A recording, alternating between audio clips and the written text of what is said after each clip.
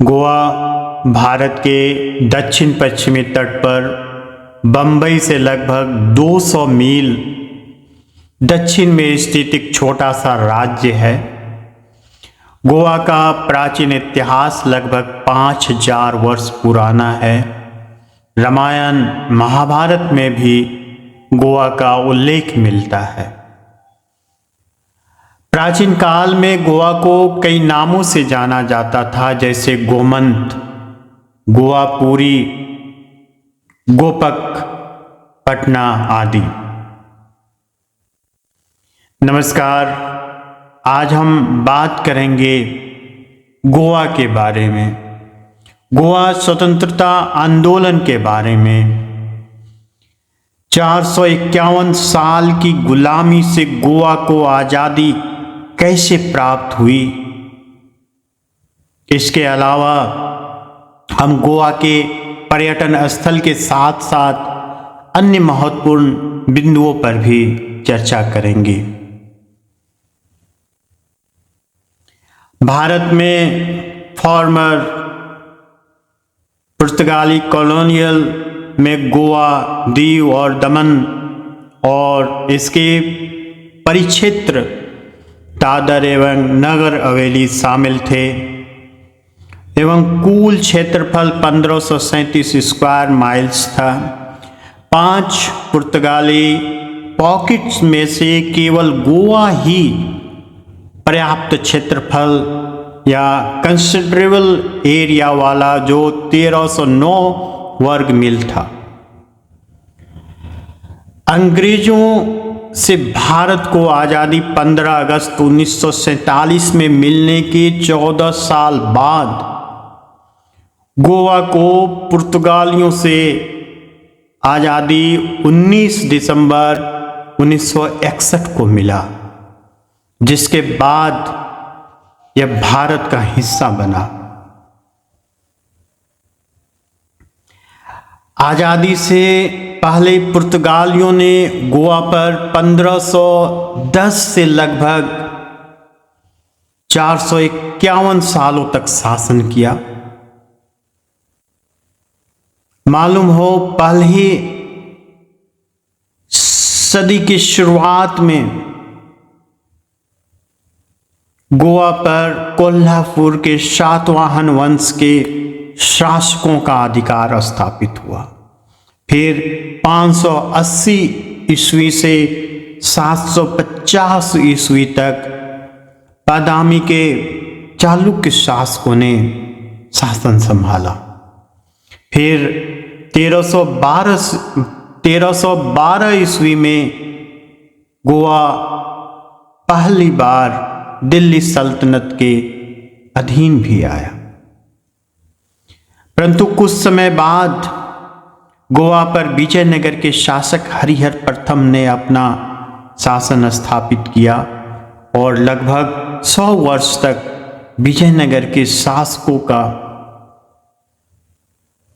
यहां शासन रहा।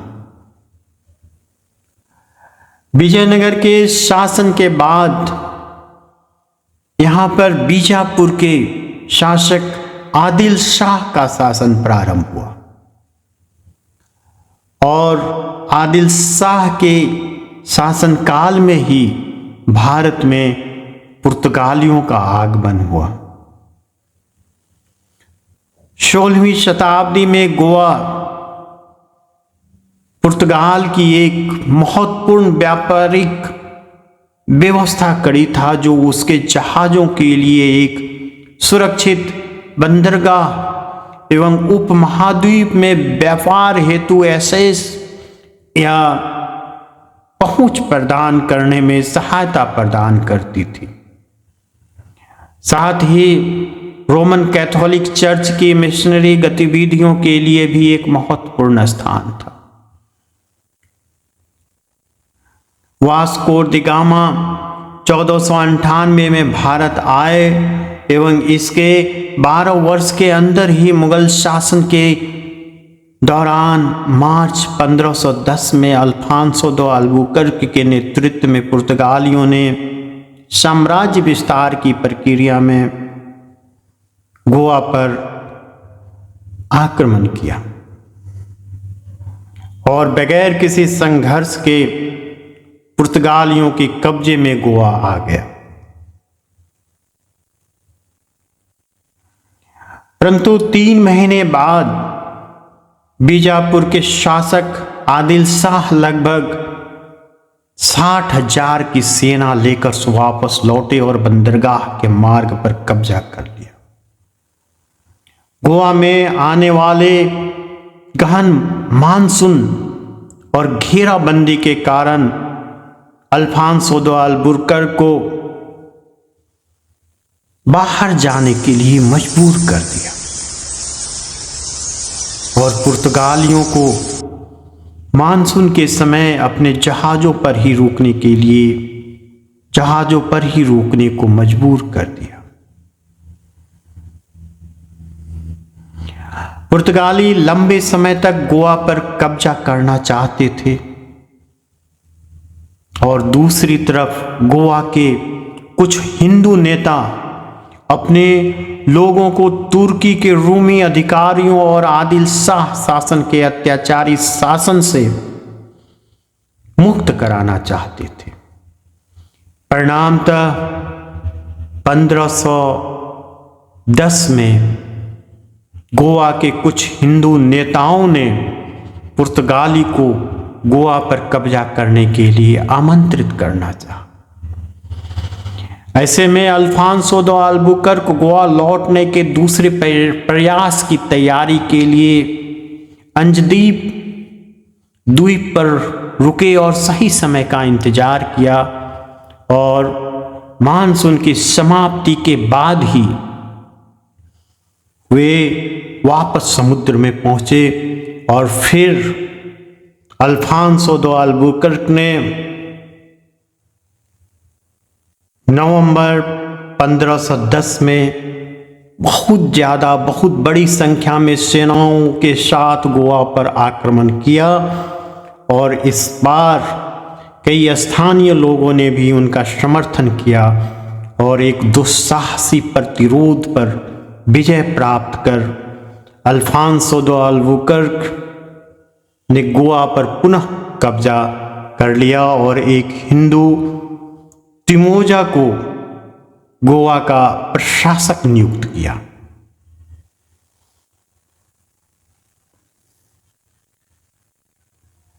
पूर्व दिशा में पूरे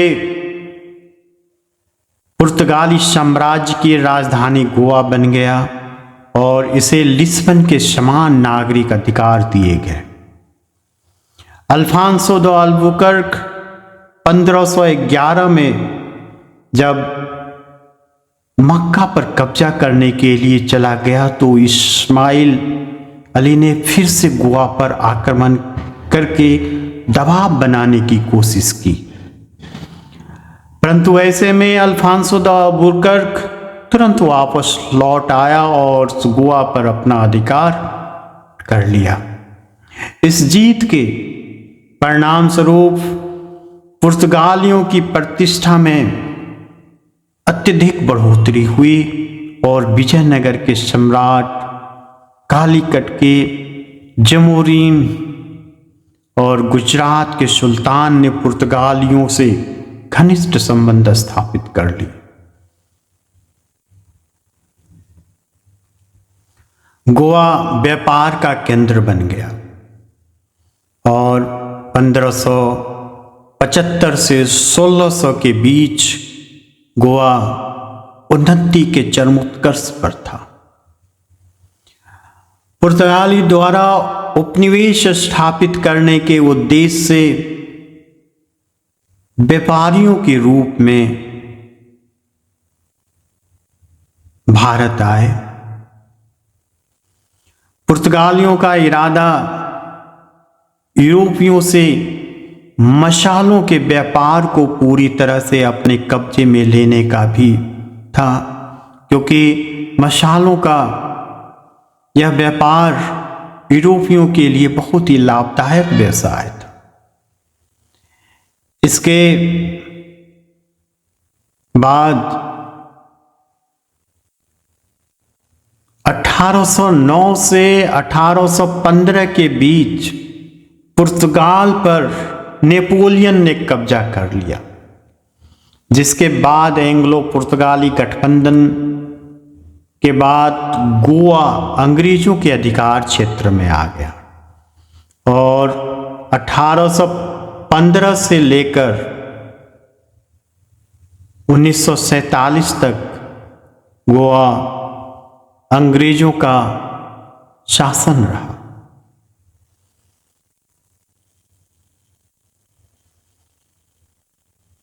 पंडित जवाहरलाल नेहरू ने देश की आज़ादी के समय अंग्रेजों के साथ बातचीत के दौरान अंग्रेजों के सामने यह मांग रखी कि गोवा को भारत के अधिकार में दे दिया जाए, परंतु वहीं पुर्तगाल ने भी गोवा पर अपना दावा पेश कर दिया। गोवा पर अपने अधिकार के लिए पुर्तगाली का कहना था कि गोवा पर पुर्तगाल के अधिकार के समय कोई भारत गणराज्य अस्तित्व में नहीं था।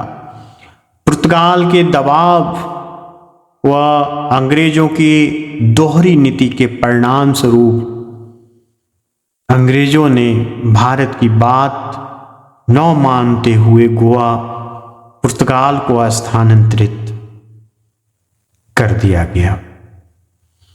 भारत की आज़ादी 1947 में होने के बाद भी गोवा में पुर्तगाल का झंडा लहराया जा रहा था। सन 1928 में मुंबई में गोवा के राष्ट्रवादियों ने मिलकर गोवा कांग्रेस समिति का गठन किया गया। Doctor TB. कुन्हा पुर्तगाली औपनिवेशिक शासन के खिलाफ गोवा के बुद्धिजीवियों को संगठित करने के लिए गोवा कांग्रेस कमेटी की स्थापना की। गोवा कांग्रेस समिति के अध्यक्ष डॉक्टर टी.बी. कुन्हा थे। तब से गोवा का स्वतंत्रता आंदोलन शुरू हुआ। Doctor TB. कुन्हा को गोवा के राष्ट्रवाद का जनक या फादर ऑफ गोवा नेशनलिज्म माना जाता है। उनकी बुकलेट्स, उनकी पुस्तिका for 100 years of foreign rule और उनका pamphlet D nationalisation of Goa पुर्तगाली द्वारा उन पर थोपे गए दर्दनाक उत्पीड़न के प्रति गोवा वासियों की आंखें खोलने वाली साबित हुई। लगभग 2 दशकों तक गोवा में धीमी धीमी स्वतंत्रता आंदोलन जारी रहा। फिर डॉक्टर जुलियाओ मेनेजिस, जो एक चिकित्सक व लेखक के साथ साथ स्वतंत्रता सेनानी और राष्ट्रवादी नेता भी थे, वो भी गोवा मुक्ति आंदोलन में काफी सक्रिय थे। उन्होंने पुर्तगाली शासन से गोवा की मुक्ति में प्रमुख भूमिका निभाई।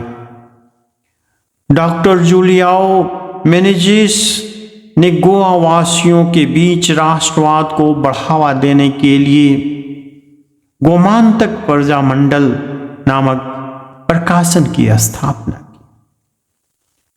डॉक्टर जुलियाओ मेनेजिस पुर्तगाली गोवा में भारतीय राष्ट्रीय कांग्रेस की प्रोविजनल समिति के सदस्य थे। उन्होंने समाजवादी नेता डॉक्टर राम मनोहर लोहिया के साथ मिलकर 18 जून 1946 को गोवा में सालाजार के शासन के खिलाफ सिविल डिसोबीडियंस या सविनय अवज्ञा आंदोलन की योजना बनाई, जिस दिन को अर्थात 18 जून को अब गोवा क्रांति दिवस के रूप में मनाया जाता है। 18 जून 1946 को समाजवादी नेता डॉक्टर लोहिया ने पुर्तगाली प्रतिबंध को पहली बार चुनौती दी। डॉक्टर लोहिया ने लोगों को जमा कर एक जनसभा को संबोधित किया, जिसमें उन्होंने पुर्तगाली दमन के विरोध में आवाज उठाई और यहां तय किया गया कि नागरिक अधिकारों के लिए आंदोलन छेड़ा जाए। उन्होंने नागरिक अधिकारों के हनन के विरोध में गोवा में सभा करने की पुर्तगाली को चेतावनी दी, परंतु उन्हें गिरफ्तार कर मडगांव की जेल भेज दिया गया। फिर राष्ट्रपिता महात्मा गांधी ने डॉक्टर लोहिया की गिरफ्तारी पर सख्त बयान देते हुए पुर्तगाली सरकार के दमन की कड़ी आलोचना संबंधी एक लेख हरिजन नामक पत्रिका में प्रकाशित किया। परिणामतः गोवा में माहौल गर्माता देखकर पुर्तगालियों ने डॉक्टर लोहिया को गोवा की सीमा से बाहर ले जाकर छोड़ दिया और गोवा में प्रवेश पर 5 साल का प्रतिबंध उन पर लगा दिया गया। लेकिन डॉक्टर लोहिया अपना काम कर चुके थे। डॉक्टर लोहिया के गोवा पहुंचने से गोवा स्वतंत्रता आंदोलन को नई दिशा मिली। पुर्तगाली दमन से परेशान गोवा के कैथोलिक ईसाइयों व हिंदुओं ने भारतीय स्वतंत्रता संग्राम से प्रेरणा लेकर खुद को संगठित करना शुरू कर दिया था। इस दौरान कई क्रांतिकारियों लोगों को पुर्तगालियों ने गिरफ्तार करके लंबी सजा सुनाई। कई क्रांतिकारी को तो अफ्रीकी देश अंगोला की जेल भी भेज दिया गया। इसी दौर में कुछ क्रांतिकारी जैसे प्रभाकर सिनारे, विश्वनाथ लवांडे आदि जेल से भागने में कामयाब रहे और लंबे समय तक गोवा की क्रांतिकारी आंदोलन को जारी रखा।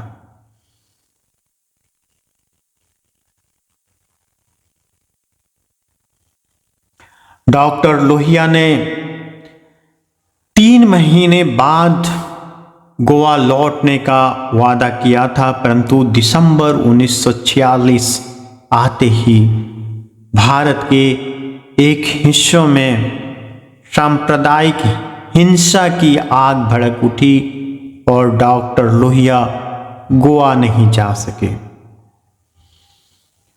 ओम प्रकाश दीपक और अरविंद मोहन द्वारा लिखित एक किताब लोहिया एक जीवनी के अनुसार डॉक्टर लोहिया अपने वादे को नहीं भूले। वो दोबारा गोवा गए, परंतु उन्हें रेलवे स्टेशन पर ही गिरफ्तार कर लिया गया और इस बार भी गांधी जी डॉक्टर लोहिया की गिरफ्तारी पर लगातार बोलते रहे।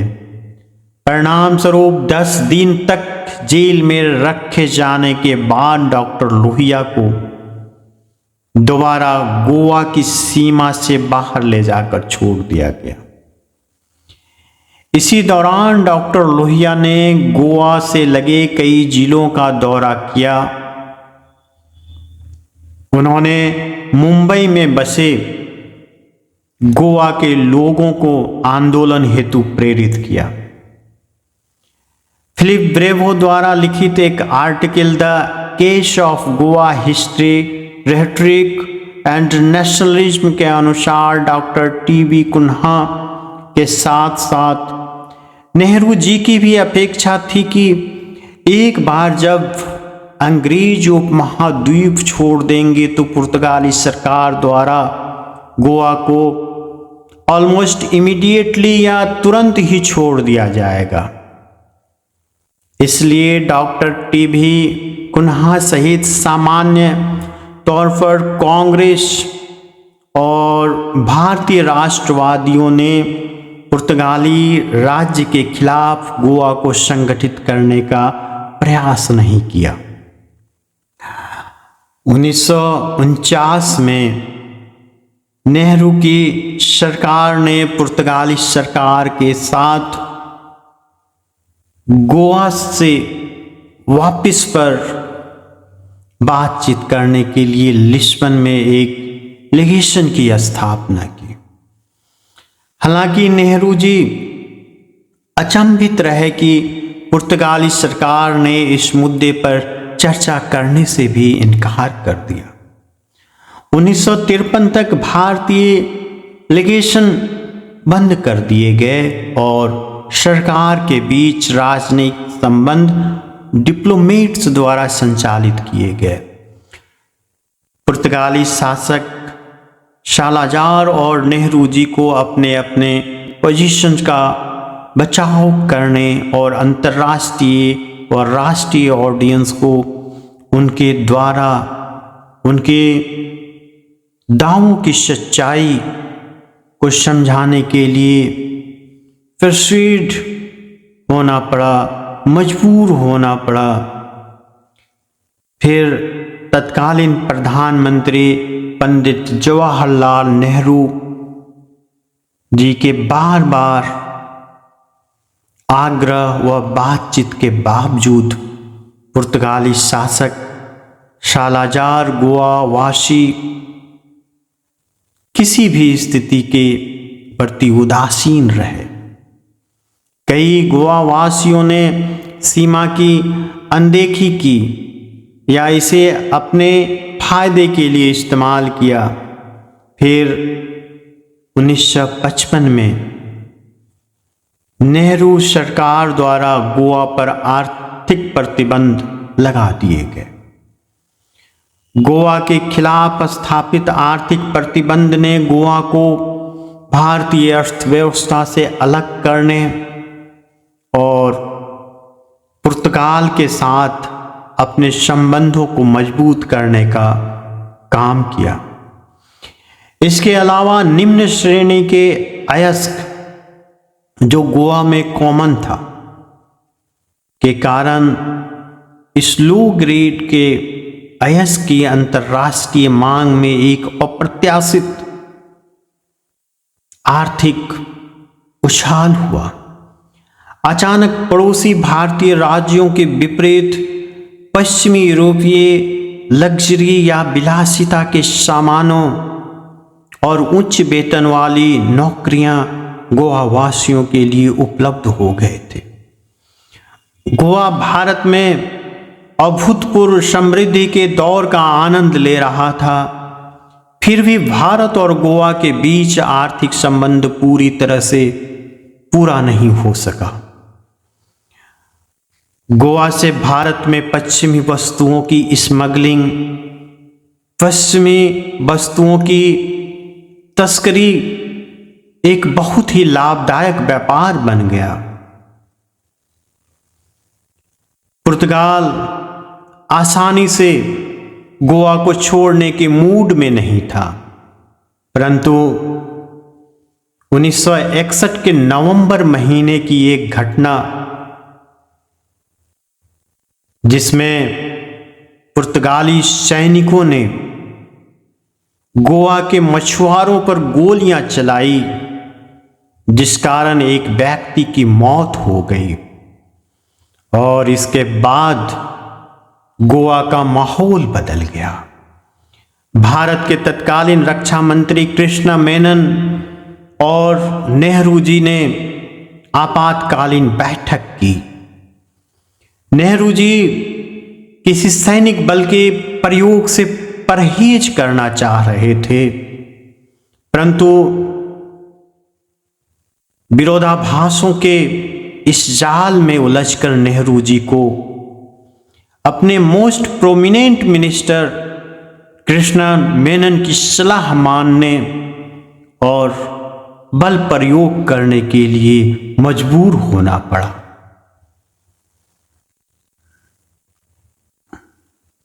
17 दिसंबर 1961 को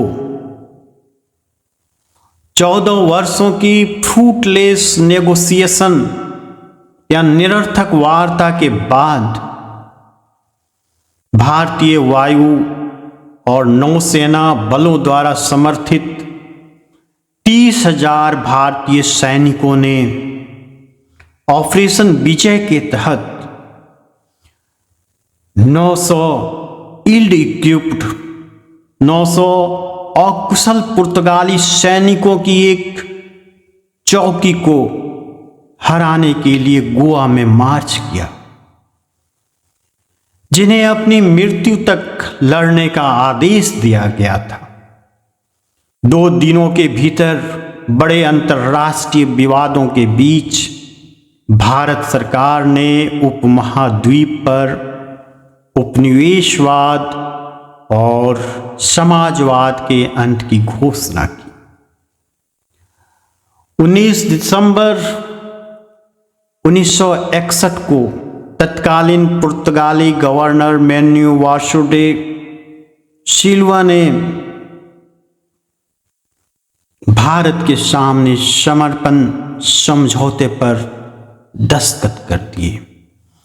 भारत ने गोवा और दमन दीव को मुक्त करा लिया और 30 मई 1987 को गोवा को पूर्ण राज्य का दर्जा दे दिया।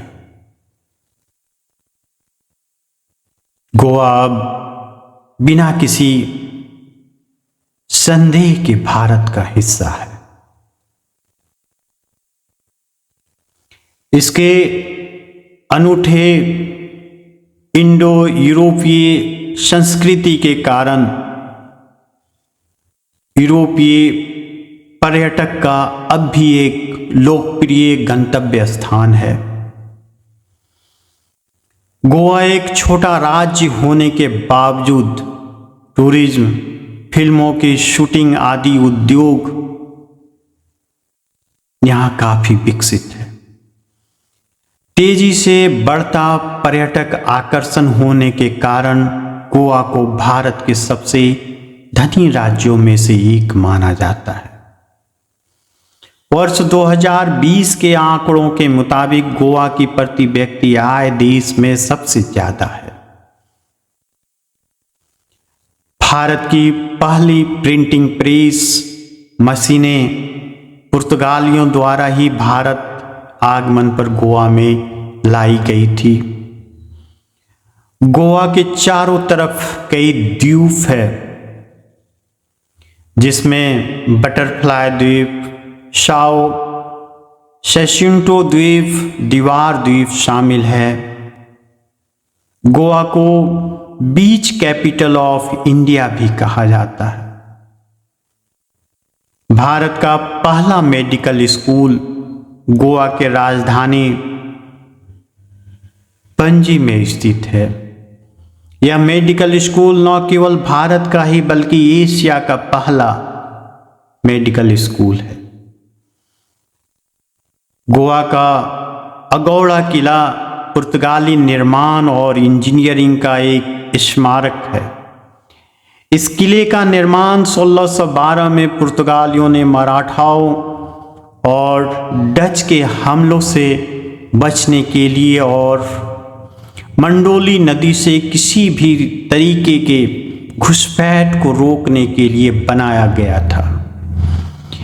यह गोवा के पर्यटन स्थल में से बेहद आकर्षक स्थान है, जहां लोग लगभग हर मौसम में आना पसंद करते हैं। मंगेशी मंदिर गोवा का एक प्राचीन शिव मंदिर है जो अपने आध्यात्मिकता बिखेरता है। मंगेशी मंदिर का सबसे ध्यान आकर्षित करने वाली चीज है यहाँ का 7 मंजिली दीवों का टावर। धार्मिक मान्यता है कि एक बार शिव जी यहाँ बाघ के रूप में देवी पार्वती के सामने प्रकट हुए, देवी पार्वती उन्हें देखकर घबरा गई और देवी पार्वती के मुख से रक्षाम गिरीश, रक्षा करो गिरिजापति शब्द निकले। मान्यता है तभी से शिव जी मंगरीश के नाम से मंगेशी मंदिर में पूजे जाने लगे। जानकारों के मुताबिक पुर्तगाली आक्रमण से मंगेशी मंदिर को बचाने के लिए शिवलिंग को मूल मंदिर से हटाकर प्रियोल के वर्तमान स्थल पर सन 1560 में स्थानांतरित कर दिया गया।